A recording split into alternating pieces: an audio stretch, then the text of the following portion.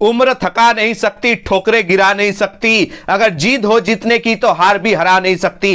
नमस्ते दोस्तों, जोहार, मैं निमेश सर आप सभी का शिक्षक चक्रवर्ती यूट्यूब चैनल में हार्दिक स्वागत करता हूं। दोस्तों आज इस वीडियो के माध्यम से हम लोग हिंदी के चैप्टर 3 यानी टॉर्च बेचने वाले के टॉप 25 क्वेश्चंस देखने वाले। दोस्तों इससे पहले चैप्टर 1 और चैप्टर 2 कंप्लीट करा दिया गया। दोस्तों आपको प्लेलिस्ट में मिल जाएगा, जाकर प्लेलिस्ट में विजिट कीजिए, आपको चैप्टर 1 भी मिल जाएगा, चैप्टर 2 भी मिल जाएगा। ये है चैप्टर 3 यानी टॉर्च बेचने वाले के टॉप 25 क्वेश्चंस। इस वीडियो को देखने के बाद आपके इस चैप्टर से एक भी क्वेश्चन नहीं छूटने वाले। दोस्तों ये मेरा वादा है। चलिए जल्दी से इस वीडियो को लाइक करें, अपने सारे दोस्तों भी शेयर कर दें, और जो भी इस चैनल से अभी तक सब्सक्राइब नहीं किए जल्दी सब्सक्राइब करें ताकि आगे वीडियो से नोटिफिकेशन सबसे पहले आप तक पहुंचे। तो चलिए दोस्तों बिना देरी वीडियो को शुरू करते हैं। आज का दोस्तों पहला क्वेश्चन देख सकते हैं टॉर्च बेचने वाले चैप्टर के कि क्या क्वेश्चन पूछा गया कि क्वेश्चन 1 में कि टॉर्च बेचने वाले पाठ के लेखक कौन है। तो बहुत ही इंटरेस्टिंग ट्रिक बताने वाला दोस्तों, टॉर्च बेचने वाले पाठ के लेखक का नाम याद रखिए दोस्तों, हरिशंकर परसाई है। क्या नाम है दोस्तों? हरिशंकर परसाई। परसाई यानी परछाई। परछाई क्या होता है दोस्तों? वो अंधकार टाइप का देखने को लगता है, जिसको दूर करने का साहस किसमें होता है? टॉर्च का होता है। तो परछाई को दूर कर देगा वो है टॉर्च वाले के लेखक यानी Harishankar Parsai. Option B is the correct answer. चलिए आगे बढ़ते हैं हम लोग क्वेश्चन नंबर 2 की ओर। क्वेश्चन 2 देख सकते हैं क्या पूछा गया कि टॉर्च बेचने वाले किस शैली की रचना है। यह व्यंग्यात्मक है दोस्तों, व्यंग्यात्मक इंपॉर्टेंट चीज है दोस्तों, याद करके जाइएगा। थोड़ा थोड़ा इस कहानी को पढ़िएगा तो आपको हंसी भी आएगी, ठीक है। तो ये व्यंग्यात्मक शैली पे लिखा हुआ कहानी है। चलिए आगे बढ़ेंगे हम लोग नेक्स्ट क्वेश्चन की ओर। क्वेश्चन नंबर 3 क्या पूछा गया दोस्तों कि हरिशंकर परसाई जी का जन्म कब और कहां हुआ था। इसको डिटेल में करके जाइए दोस्तों, एक एक चीज आपको पॉइंट में क्लियर कर देता हूं, ठीक है। प्रसिद्ध हास्य व्यंग्य लेखक हरिशंकर परसाई जी का जो जन्म हुआ था वो हुआ था 22 अगस्त, याद करके जाइएगा, 22 अगस्त 1922। यहां पर भी 22 दिखाई दे रहा है, 1922 में भी 22 दिखाई दे रहा है, ठीक है। इसका कोई डेट में कंफ्यूजन नहीं होगा। 22 अगस्त 1922 में इनका जन्म हुआ था। कहां हुआ था दोस्तों? राज्य का नाम है मध्य प्रदेश, ठीक है। और किस जिले में हुआ था? होशंगाबाद जिले। और गांव का नाम क्या था दोस्तों? जमानी गांव में हुआ था। याद करके जाइएगा दोस्तों कि प्रसिद्ध हास्य व्यंग्य लेखक हरिशंकर परसाई जी का जन्म 22 अगस्त 1922 को हुआ था, मध्य प्रदेश के होशंगाबाद जिले के जमानी गांव में हुआ था, ठीक है। और एक चीज याद कीजिएगा दोस्तों, एक साहित्यिक पत्रिका वसुधा का संपादन किया था। यह पूछा जा सकता है दोस्तों, ठीक है, कि किसका संपादन किया था दोस्तों, पत्रिका का नाम बताए तो आप लोग याद कीजिएगा वसुधा। क्या याद कीजिएगा? वसुधा, ठीक है। अच्छा इनका देहांत कब हुआ तो दोस्तों ये भी याद कीजिएगा, 1922 में इनका जन्म हुआ था, 1995 में इनका देहांत हो चुका था, ठीक है। ये सारे चीजों को आप याद कर जाइएगा तो आपका लेखक परिचय से क्वेश्चन नहीं छूटने वाला है। चलिए आगे बढ़ेंगे हम लोग नेक्स्ट क्वेश्चन की ओर। Question number 4। क्वेश्चन नंबर 4 आप लोग देख सकते हैं क्या पूछा गया है कि टॉर्च बेचने वाले रचना में कितने मित्रों की व्यापारिक प्रक्रिया के द्वारा व्यंग किया गया है, ठीक है। तो यहां पर 2 जन के, ठीक है, 2 मित्र के बारे में व्यंग किया गया, दोनों का नाम नहीं बताया गया, ठीक है। दोनों अपने लाइफ को लेकर एक दिन टेंशन होता है कि कैसे पैसा कमाएं, ठीक है।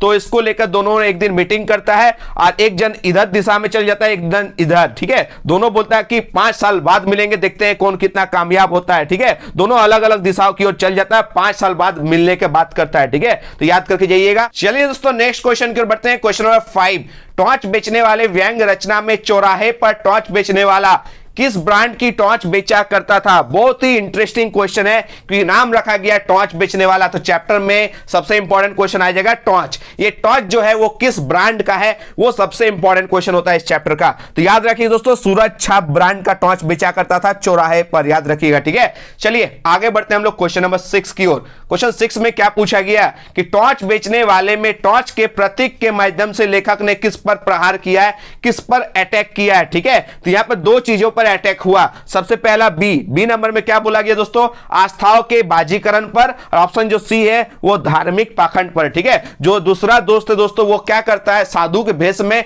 लोगों को ठगने का काम करता है, ठीक है। यानी आस्था के साथ बाजीकरण करता है और धार्मिक पाखंड पर इस पर दिखाया गया है। तो ये दोनों का दोनों होगा, यानी ऑप्शन जो डी है बी एंड सी दोनों इज द करेक्ट आंसर। चलिए आगे बढ़ेंगे हम लोग क्वेश्चन 7 की ओर। क्वेश्चन 7 में क्या पूछा गया कि टॉर्च बेचने वाला वायदे के मुताबिक कितने साल बाद उस जगह पहुंचा जहां उसे दोस्त से मिलना था। याद रखिए दोस्तों, कितना साल का वादा किया गया था मिलने का? 5 साल। ये ज्यादा इंपॉर्टेंट क्वेश्चन है, ठीक है, इसको याद करके जाइएगा, ऑप्शन डी। चलिए आगे बढ़ते हैं हम लोग क्वेश्चन नंबर 8 की ओर। क्या पूछा गया आप लोग देख सकते हैं कि अपने दोस्त के साथ रहकर टॉर्च बेचने वाले ने किस दिन अपनी टॉर्च की पेटी नदी में फेंक दी थी? बहुत इंटरेस्टिंग क्वेश्चन है, ये तीसरे दिन में फेंक दिया था। ठीक है, चलिए आगे बढ़ेंगे क्वेश्चन नंबर 9 की ओर। क्वेश्चन 9 में क्या पूछा गया कि टॉर्च बेचने वाले का जो दोस्त था वो जनता के मध्य क्या माना जाता था?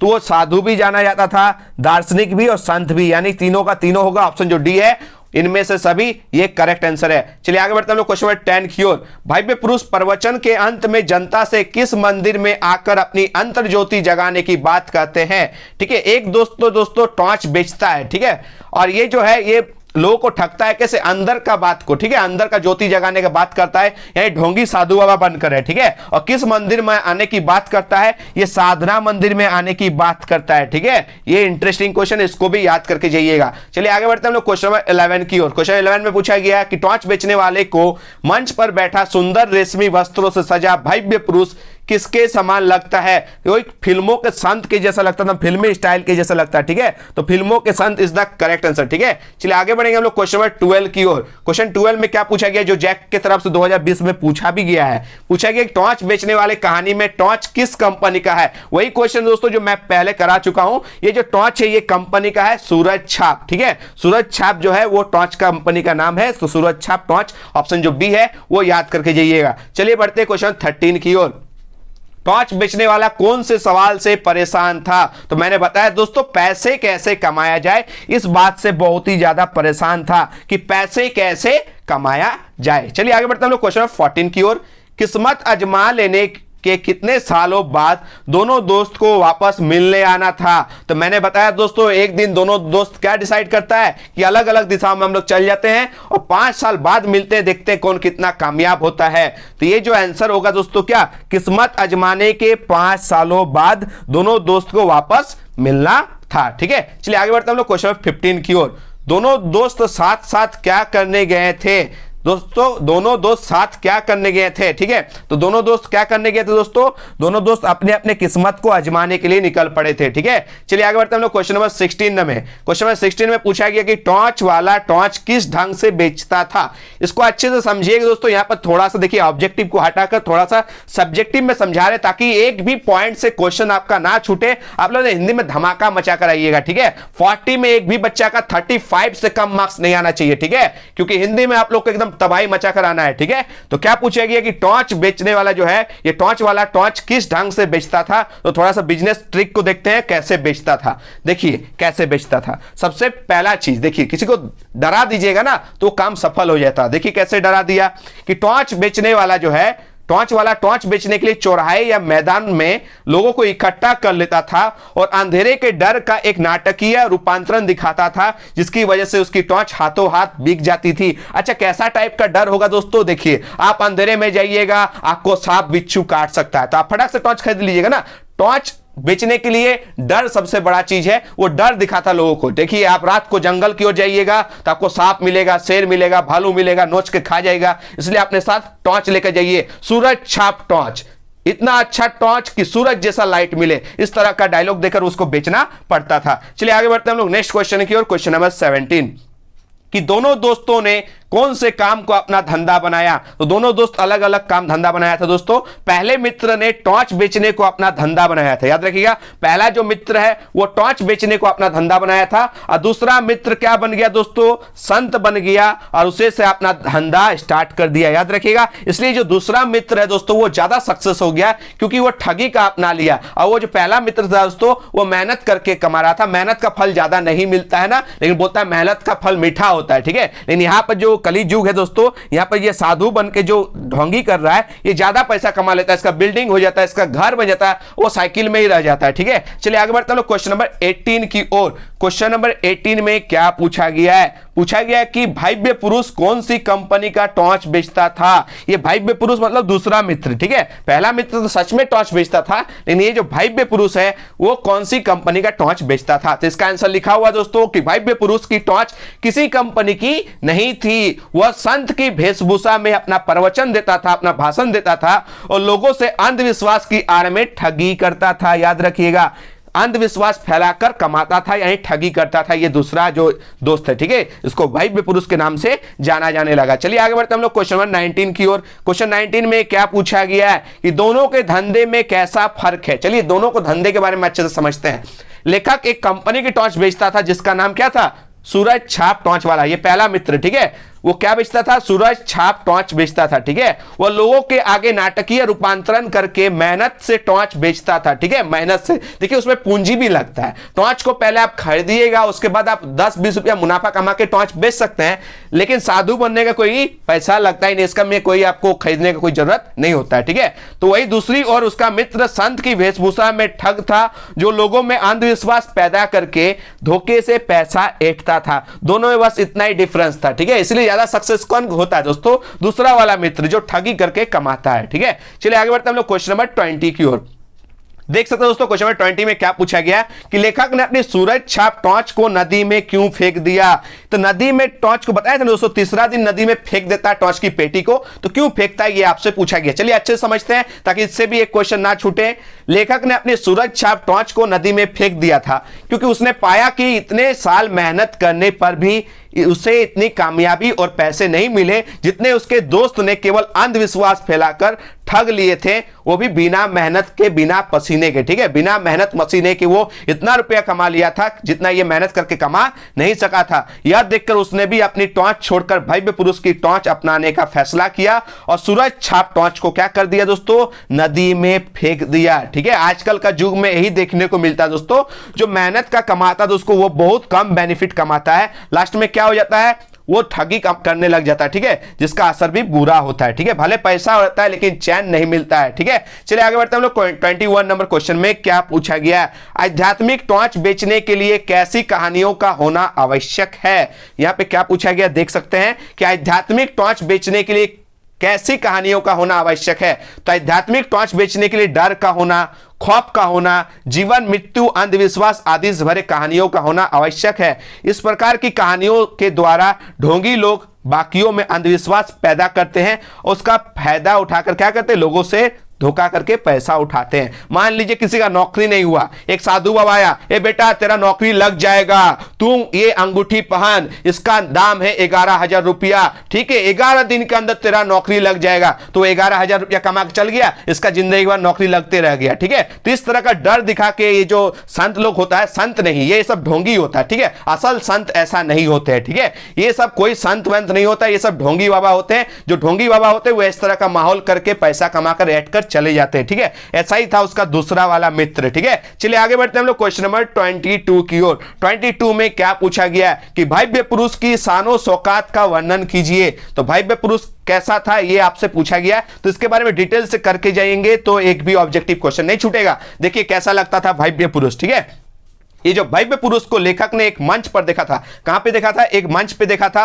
उसने रेशमी रंग के चमकदार सुंदर वस्त्र पहने हुए थे, एकदम साधु के फिल्मी संत की तरह लग रहा था, ठीक है। लंबी दाढ़ी थी, लंबे बाल थे। देखिए साधु बनना है तो सबसे स्टाइलिश क्या चीज, दाढ़ी को बड़ा कीजिए, बाल को लंबा कीजिए, ठीक है, एकदम हुबहू लगना चाहिए हाँ साधु बाबा है।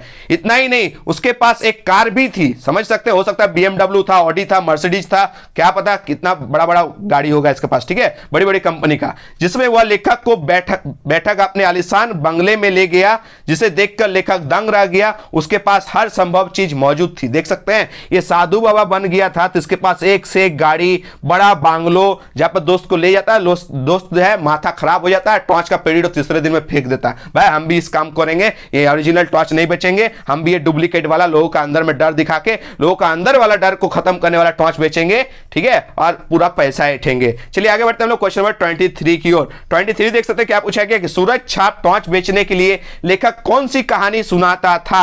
यह भी इंटरेस्टिंग चीज है। चलिए अब टॉर्च, जो सूरज छाप टॉर्च बेचता था तो कौन सा कहानी सुनाया करता था। तो सूरज छाप टॉर्च बेचने के लिए लेखक लोगों में अनेक प्रकार के भय पैदा करता था। वह कहता था कि आजकल चारों ओर अंधेरा है। क्या है दोस्तों, आजकल चारों ओर अंधेरा है। रात में व्यक्ति के पैर में कांटा लग सकता है। वाह कितना अच्छा डर कि लोगों के पैर में कांटा लग सकता है, वह भी गिर जा सकता है, उसे चोट लग सकती है। शेर व चीते ऐसे अंधेरे में खूब घूमते हैं जिसका खतरा हर समय बना रहता है।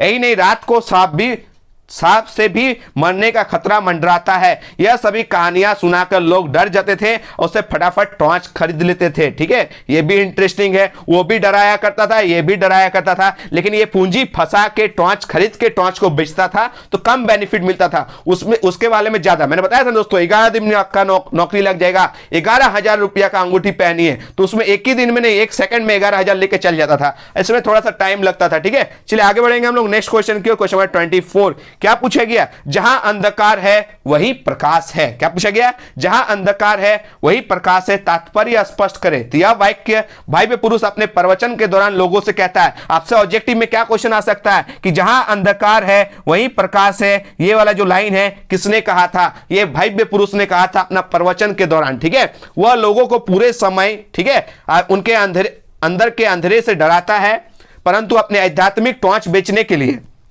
अंत में वह उसे अंधेरे को नष्ट करने के लिए भी उपाय भी बताता है। वह कहता है कि अंदर के अंधेरे को दूर करने के लिए हमने अंदर ही झांकने की जरूरत है। जहां अंधेरा है वहीं प्रकाश भी मौजूद होता है। ठीक है, जहां क्वेश्चंस है वहां आंसर्स छिपा हुआ रहता है। ठीक है, वह लोगों को इस प्रकाश की तलाश के लिए उसके साधना मंदिर में आने के लिए कहता है। ठीक है, देखिए आपका अंदर में जो अंधकार है अगर उसको दूर करना है तो यज्ञ करवाइए, हवन करवाइए, आ जाइए साधना मंदिर में। ठीक है, लूटेंगे अच्छे से। ठीक है, ये था दोस्तों 24 नंबर क्वेश्चन। चलिए दोस्तों आज का लास्ट और अंतिम क्वेश्चन देखते हैं, क्वेश्चन नंबर 25। बहुत ही इंटरेस्टिंग क्वेश्चन है। यही सवाल अंदर अंदर खाया जाता है सबको। ठीक है, कि आसमान को छूता सवाल कौन सा था? ऐसा प्रश्न जो आसमान को छू लेगा, ऐसा क्वेश्चन कब आता है दोस्तों? जब आप लोग बड़े हो जाएंगे। ठीक है, तब क्या है क्वेश्चन का आंसर? पैसा कैसे कमाया जाए। ये क्वेश्चन सबसे टफ क्वेश्चन होता है, एकदम आसमान को छूने वाला क्वेश्चन है। ठीक है, ये था दोस्तों आज का टॉप 25 क्वेश्चंस। आशा करते दोस्तों इस चैप्टर से भी आप लोग का एक भी क्वेश्चन नहीं छूटने वाला है।